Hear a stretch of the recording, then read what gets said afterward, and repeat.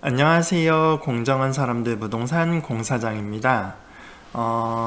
구독자분들께서는 617 부동산 대책, 710 부동산 대책, 82 부동산 대책, 913 부동산 대책 이런 거 많이 들어보셨죠?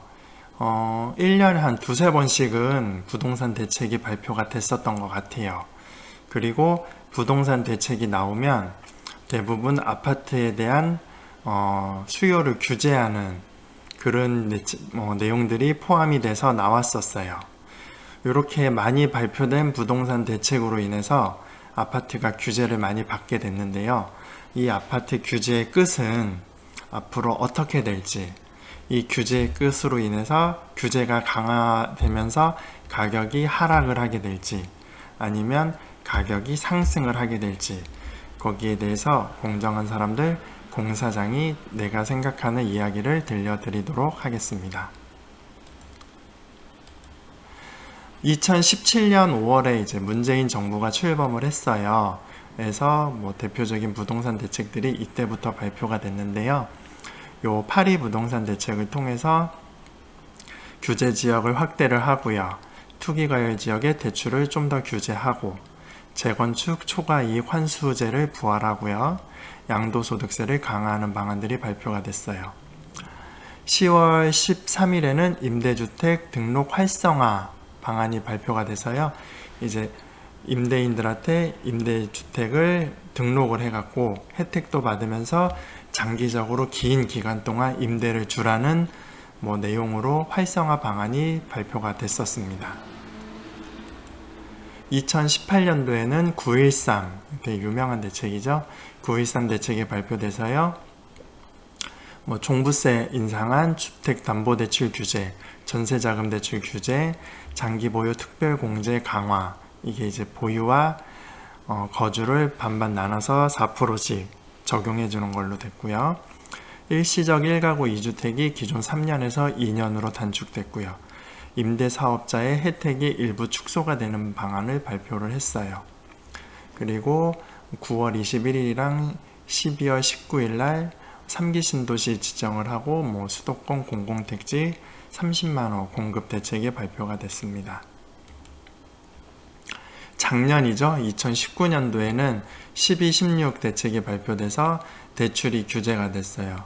9억부터 15억 사이에는 LTV를 20%로 낮추는 방안이고요. 15억 초과되는 주택은 주택 대출이 아예 금지가 되는, 그러니까 15억 이상은 다 현금 주고 사야 되는 그런 대출 규제가 발표가 됐고요. 전세 대출이 좀 더 강화가 됐고요. 일시적 1가구 2주택이 2년에서 1년으로 더 축소를 시켰고요. 종합부동산세하고 양도세 인상이 됐고요. 자금조달계획서 제출이 확대가 되는 내용들이 발표가 됐습니다. 올해 대책으로는 6월 17일 날 삼성동, 잠실 이런 강남의 토지거래 허가제가 실시가 됐어요. 이제 삼성동이나 강남 쪽에 있는 아파트를 매매를 할 때는 허가를 받아야, 승인을 받아야 매매를 할 수 있게 되는 걸로 바뀌었고요. 갭투자 차단을 위해서 주택담보대출을 받으면 6개월 내에 전입을 해야 되는 걸로 됐고요. 전세자금 대출이 규제가 더 심해졌어요. 전세자금을 대출을 새로 받고 아파트 3억 초과되는 아파트를 사면 전세자금 대출이 바로 회수되는 걸로 강화가 됐고요. 그 다음에 법인이 아파트를 사거나 할 때 규제가 굉장히 강화됐습니다. 710 대책 한 달 정도밖에 안 되는데 또 대책이 나왔죠. 임대사업자를 4년 단기 임대사업자는 폐지됐고요. 8년 장기 임대에선 아파트는 폐지가 됐어요. 취득세가 중과되는 걸로 대책이 발표가 됐어요. 그래서 조정지역에서 2주택을 구매할 땐 8%, 3주택을 구매할 때는 12%로 취득세를 중과하는 걸로 됐고요. 단기 보유하는 부동산에 대해서 세제가 강화됐어요. 7월 31일에 임대차 3법이 실행이 됐고요. 그래서 계약갱신 청구권하고 임대료 상한제가 시행이 됐습니다. 요 부동산 대책으로 인해서 전월세 가격이 지금 거의 굉장히 높게 상승을 하니까 현재는 전월세 관련 대책을 또 발표할 거라는 이야기들이 나오고 있습니다. 8월 4일 날은 태릉 CC 개발 발표가 났고 3기 신도시 용적률 상한해서 더 많이 공급하겠다. 3기 신도시를 내년 하반기부터 사전 청약을 하겠다라는 대책이 발표가 났습니다. 2017년부터 2020년까지 꾸준히 부동산 대책을 발표를 했고요. 대부분이 수요를 억제하는 방안으로 발표를 했습니다. 그리고 공급 방안 부분은 아직 실제로 공급이 이루어지려면 앞으로 4년, 5년 정도가 더 소요가 되는 상황이에요. 자, 그래서 대책으로 인해서 부동산 세금이 어떻게 변경이 됐는지 살펴볼게요. 부동산 세금은 보통 취득할 때, 매수할 때 세금이 있고요. 취득세가 있죠. 보유 중일 때 매년 세금이 나와요.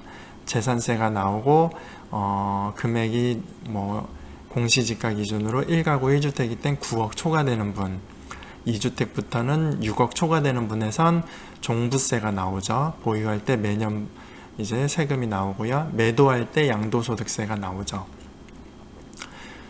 기존에는 취득할 때는 이제 6억 이하에서는 1.1%, 6억에서 9억은 1.1%에서 3.3% 사이 스프레드 되는 구간이고요. 9억 초과는 3.3%였어요. 이게 이제 문재인 정부 들어서 바뀐 게 1가구 1주택일 경우는 동일하게 세금이 부과가 되고요. 조정지역 내 2주택을 취득을 할 때는 8.8%, 3주택으로 추가로 구매를 할 땐 13.2%로 정말 대폭 상승을 하게 됩니다. 거의 8배, 12배 상승을 하는 거죠. 요 6억 이하의 주택 같은 경우는. 재산세를 볼게요. 보유할 때. 재산세는 공시가격 현실화를 시킨다고 하면서 매년 공시가격을 실거래가에 가깝게 높이고 있어요. 그래서 공시가격이 굉장히 갈매 같은 경우 15% 이상 인상이 되고 있죠. 공시가격을 높이면서 세금을 인상을 하고 있고요. 종부세 같은 경우는 공시가격 현실화해서 가격을 높이고 종부세 세율도 인상을 하고 전년 대비해서 세부담 상한선도 인상을 하면서 가격을 올리고 세금을 높이고 있습니다. 양도소득세 볼게요. 양도소득세는 다주택 양도소득세는 중과를 하고 있죠. 일반 세율에서 2주택은 10%, 3주택은 20% 양도소득세를 중과를 하고 있었는데요. 내년 6월 이후 내년 7월 1일부터는 이제 2주택은 20% 중과, 3주택은 30% 중과하는 걸로 양도세를 더 중과하겠다고 해요. 그러면 3억 초과되는 양도 차익이 있는 주택 같은 경우 양도소득세가 기본적으로 중과 10% 받아도 거의 50%가 세금이고요. 20% 중과받으면 60%가 세금이에요. 3주택자 같은 경우 30% 중과받으면 70%가 세금이 됩니다. 로또를 사갖고 1등에 당첨되면 보통 33%가 세금이에요. 근데 주택을 내가 투자든 사갖고 3억 이상 초과된 수익이 났다 그럴 때 내가 3주택자라 그러면 거기서 77%를 세금으로 떼겠다고 합니다. 세금이 낼 수 있을 만한 세금이 저는 아닌 것 같아요.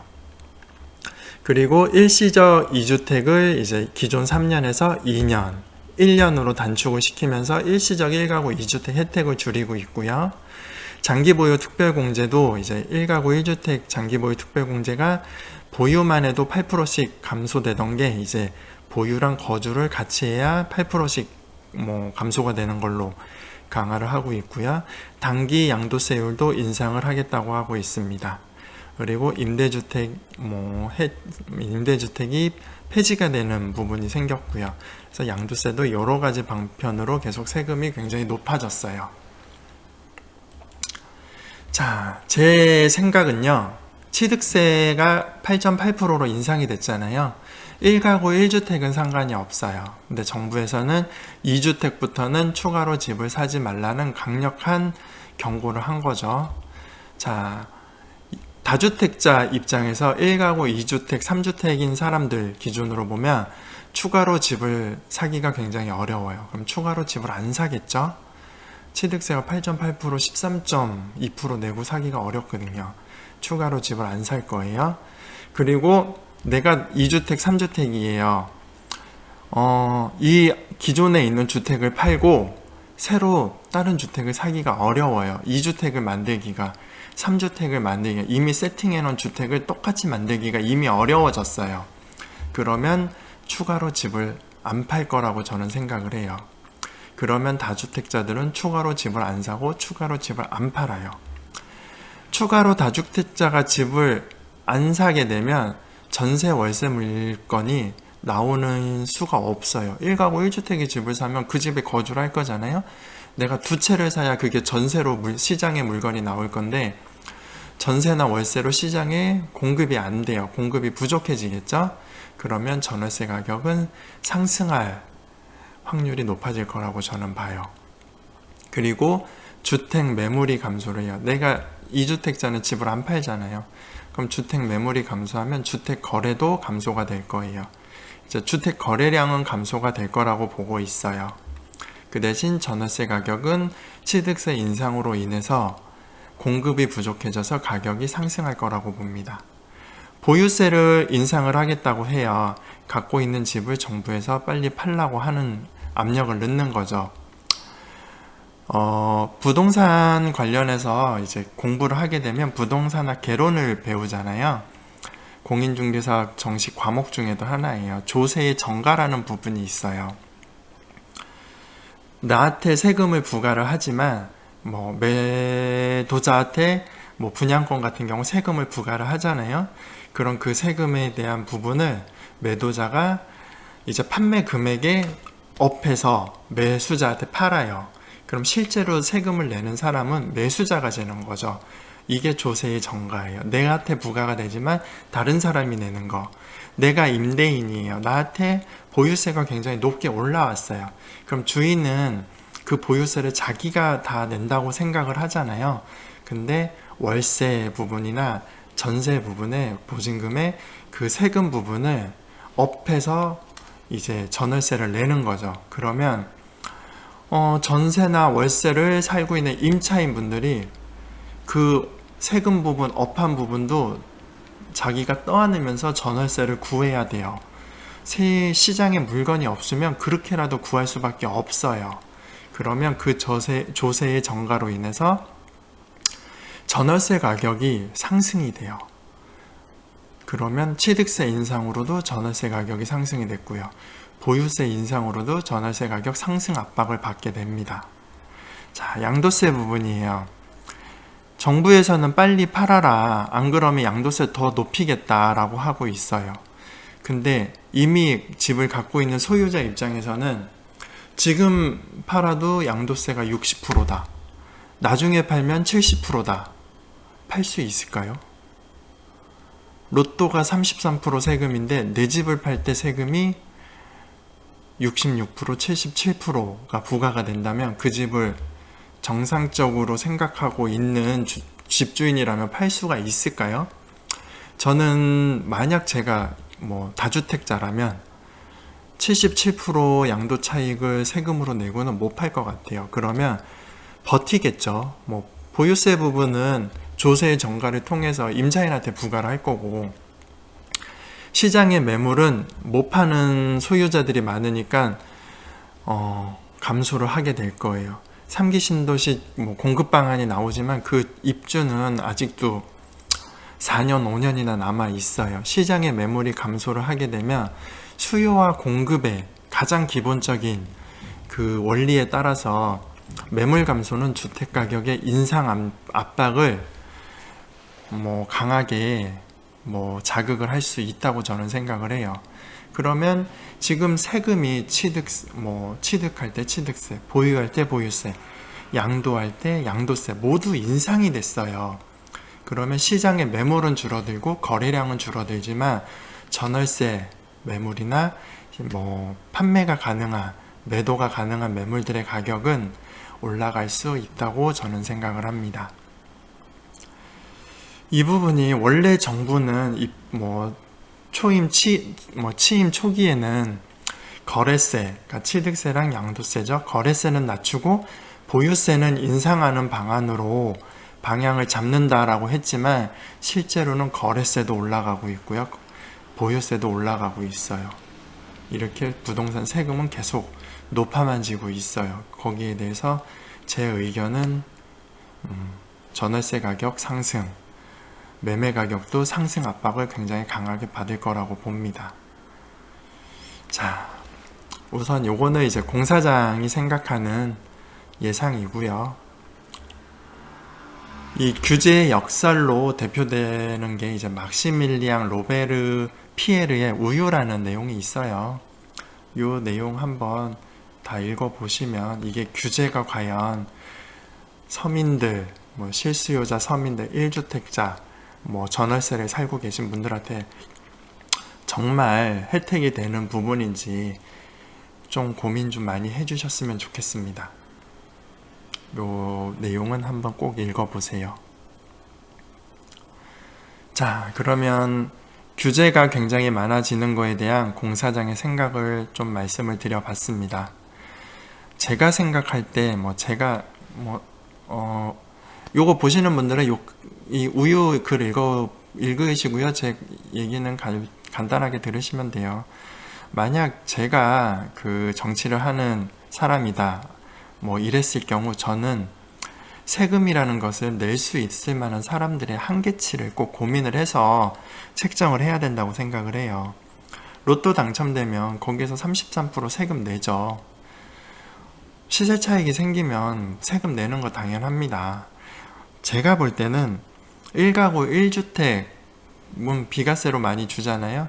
거기도 세금을 부과하는 방식으로 하면서 낼 수 있을 만큼의 세금을 부과하시는 게 맞다고 봐요. 그게 중과가 아니라 지금 양도소득 세율이 이미 있잖아요. 그 세율도 5억을 초과할 때는 이미 42%고요. 3억에서 5억 사이 구간은 40%입니다.